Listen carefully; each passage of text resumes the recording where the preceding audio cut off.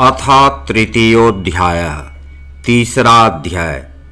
ब्रह्मा जी के द्वारा परम तत्व के रूप में भगवान शिव की महत्ता का प्रतिपादन तथा उनकी आज्ञा से सब मुनियों का नैमिषारण्य में आना।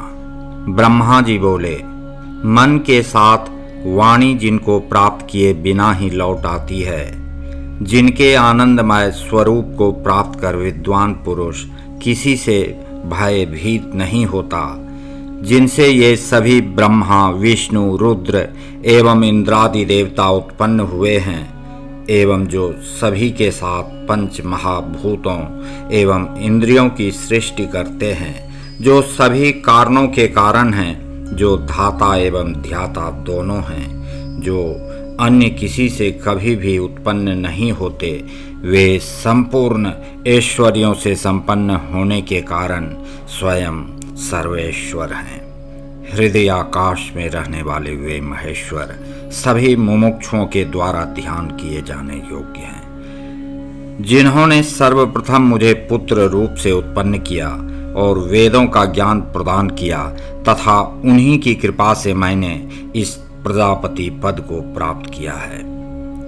जो ईश्वर अकेले ही वृक्ष के समान निश्चल हो आकाश में विराजमान है, जिन महात्मा पुरुष से यह संपूर्ण संसार व्याप्त है, जो अकेले ही सभी निष्क्रिय जीवों को सक्रिय बनाते हैं और जो अकेले ही एक बीज को अनेक रूपों में परिणत कर देते हैं, वे ही महान ऐश्वर्य वाले हैं।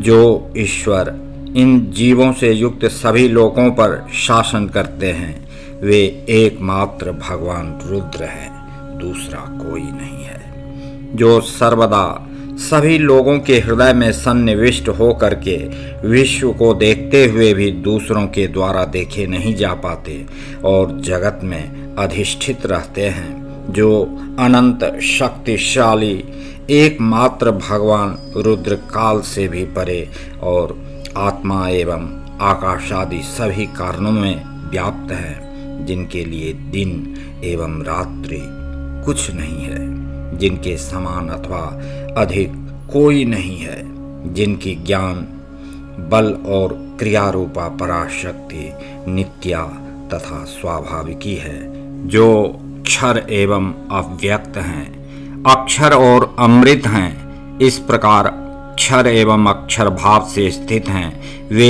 एकमात्र महेश्वर देव ही सर्वोपरि हैं। भगवान शिव के साथ मनः संयोग करने से तथा तात्विक रूप से अपने को उनसे अभिन्न चिंतन करने से जीव सामर्थ्यवान हो जाता है। उनके ध्यान से इस जगत का शासक हो जाता है और उनकी कृपा से अंत में पशु रूप जीव की माया भी निवृत्त हो जाती है।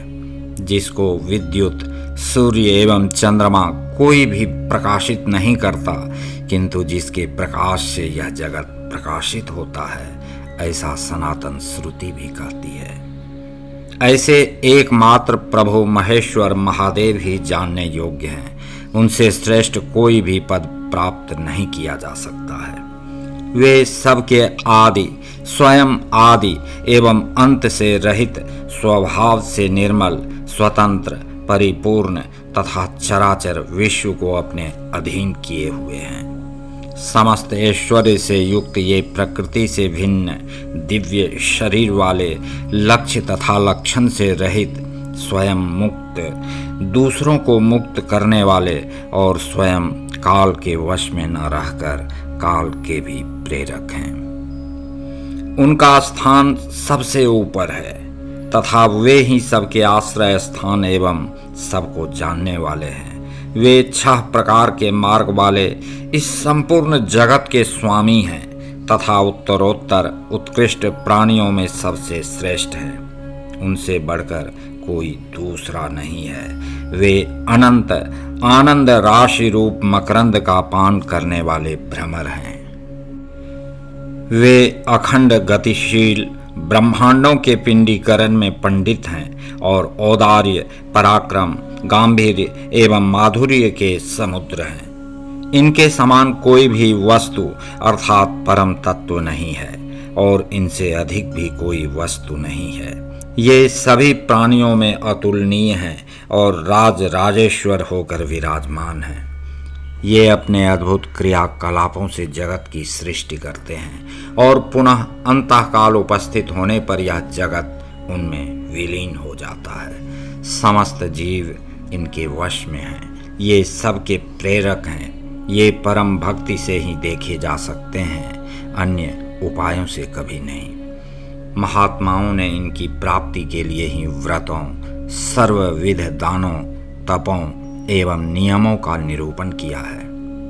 विष्णु, मैं, ब्रह्मा, रुद्र, अन्य देवता एवं असुर आज भी कठोर तपों के द्वारा उनके दर्शन की आकांक्षा रखते हैं। वे पतित, मूढ़, कुत्सित तथा दुर्जन पुरुषों के लिए अदृश्य हैं, किंतु भक्त जनों के द्वारा बाहर भीतर पूज्य हैं और संभाषण के योग्य हैं। उनके 3 रूप हैं, स्थूल, सूक्ष्म एवं उनसे भी परे।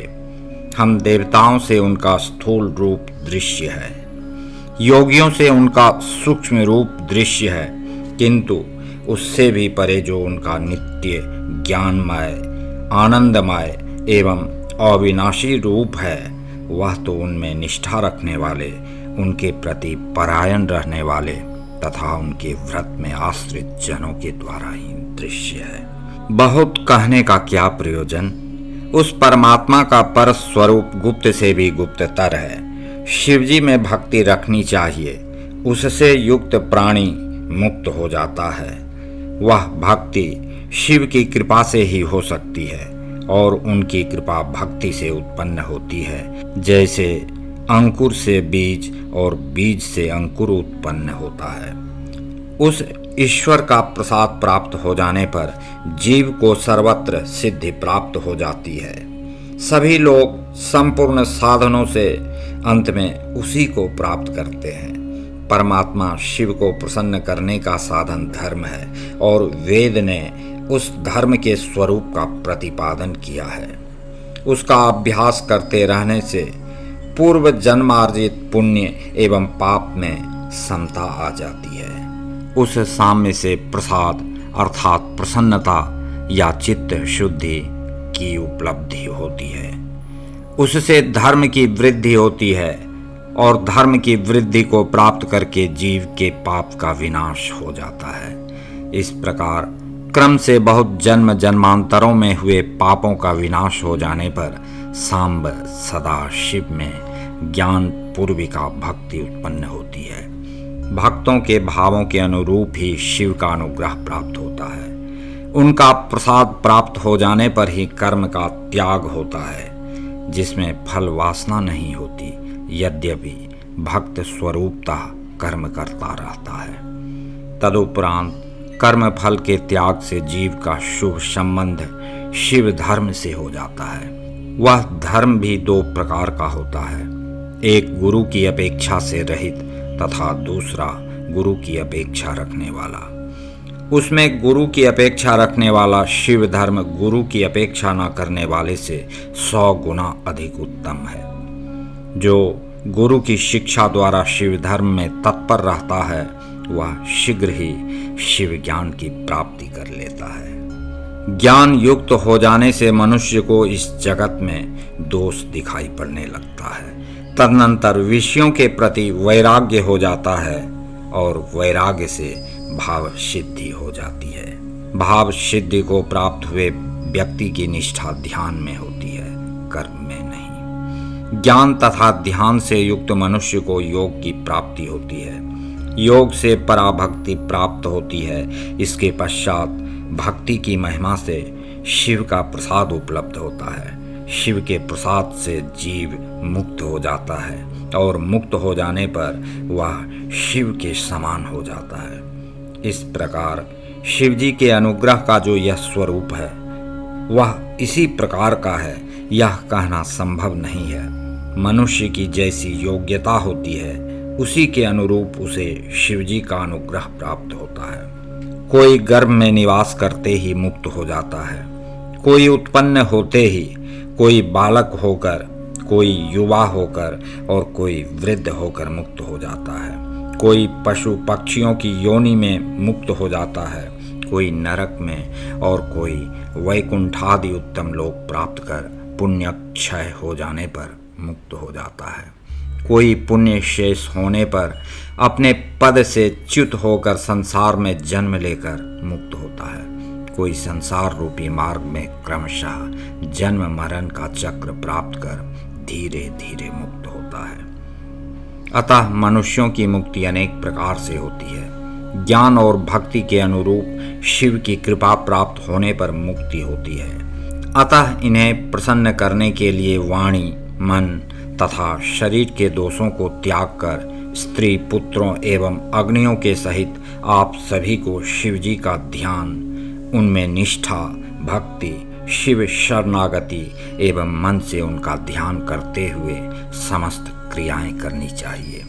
इस समय आप लोगों ने जो दिव्य सहस्त्र वर्ष वाला दीर्घ यज्ञानुष्ठान प्रवर्तित किया है, उस यज्ञ के अंत में मंत्र द्वारा आवाहन करने पर वायुदेव वहां पधारेंगे।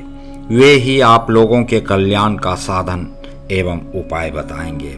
इसके पश्चात आप लोग परम सुंदर तथा पुण्यमयी वाराणसीपुरी चले जाना, जहां पिनाक पाणी भगवान विश्वनाथ भक्तजनों पर अनुग्रह करने के लिए देवी पार्वती के साथ सदा विहार करते हैं। हे श्रेष्ठ ब्राह्मणों, आप लोग वहां बड़ा भारी आश्चर्य देखकर मेरे पास आना, तब मैं आप लोगों को मुक्ति का उपाय बताऊंगा, जिससे जन्म जन्मांतर के संसार बंधन से छुटकारा दिलाने वाली मुक्ति आप लोगों को एक ही जन्म में मिल जाएगी। मैंने इस मनोमय चक्र का निर्माण किया है। मैं इस चक्र को छोड़ रहा हूँ। जहाँ इसकी नेमी टूट कर गिर जाए, वही देश तपस्या के लिए शुभ होगा। ऐसा कहकर पितामह ने उस सूर्य तुल्य मनोमय चक्र की ओर देखकर और महादेव जी को प्रणाम कर उसे छोड़ दिया। वे ब्राह्मण भी अत्यंत प्रसन्न होकर लोकनाथ ब्रह्मा जी को प्रणाम करके उस स्थान के लिए चल दिए जहां उस चक्र की नेमी विशीर्ण होने वाली थी। इसके पश्चात वह फेंका गया कांतिमय चक्र स्वादिष्ट एवं विमल जल से युक्त सरोवर वाले किसी वन में एक मनोहर शिलातल पर गिर पड़ा। इसी कारण से वह वन मुनि पूजित नैमिषारण्य नाम से विख्यात हुआ, जो अनेक यक्ष, गंधर्व और विद्याधरों से व्याप्त है। समुद्रों से वेष्टित 18 द्वीपों का उपभोग करने वाले महाराज पुरूरवा प्रारब्ध से प्रेरित होकर उर्वशी के रूप सौंदर्य के वशीभूत हो गए और उन्होंने अज्ञानवश धर्म का अतिक्रमण करके ऋषियों की सुवर्णमयी यज्ञशाला का हरण कर लिया। तब कुपित मुनियों ने अभिमंत्रित होने से वज्र सदृश प्रभाव वाले कुशों से उन्हें विनष्ट कर दिया। जहाँ पर पूर्व काल में वेदज्ञ, गार्हपत्याग्नि के उपासक एवं विश्व की सृष्टि करने वाले महर्षियों ने ब्रह्मदेव के उद्देश्य से यज्ञ का प्रारंभ किया था, जिस यज्ञ में शब्द शास्त्र, अर्थशास्त्र और न्याय शास्त्र के ज्ञाता विद्वान महर्षियों ने अपनी शक्ति, प्रज्ञा तथा क्रिया के माध्यम से शास्त्रीय विधि का अनुष्ठान किया था। जहाँ पर वेद वेत्ता ब्राह्मण वेदों को न मानने वाले और स्वच्छंद शास्त्र का निर्माण करने वाले नास्तिकों को तार्किक प्रक्रिया के द्वारा निरंतर पराजित करते हैं। जहाँ स्फटिक मणिमय पर्वत की शिलाओं से अमृत के समान मधुर निर्मल जल प्रवाहित होता रहता है, वृक्षों पर स्वादिष्ट रसीले फल लगे रहते हैं एवं अनेक जीव जंतु निवास करते हैं, इस प्रकार का वह नैमिषारण्य मुनियों के तप के योग्य है।